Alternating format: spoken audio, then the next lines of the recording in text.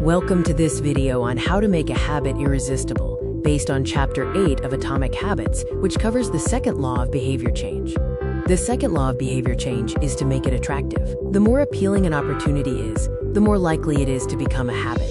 Habits are driven by a dopamine feedback loop.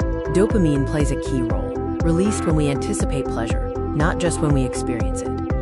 The anticipation of a reward often generates a higher dopamine spike than the actual fulfillment of the reward itself. Supernormal stimuli are exaggerated cues that hijack our dopamine systems, like junk food or social media, similar to the Tinbergen experiment with birds and exaggerated egg replicas.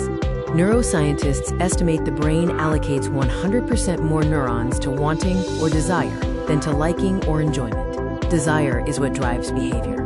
We crave habits because our brain is a prediction machine.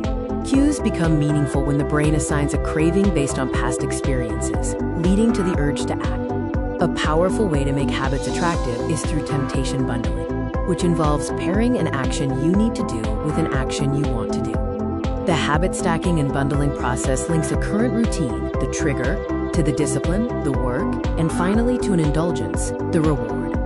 Examples of temptation bundling include getting a foot massage while checking work emails or watching Netflix while exercising on a stationary bike.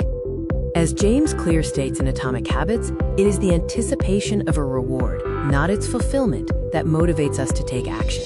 For practical action, think about how you can bundle a difficult habit with a favorite reward. Identify your triggers, map your dopamine peaks, and create your first bundle. These are the image sources used throughout this video.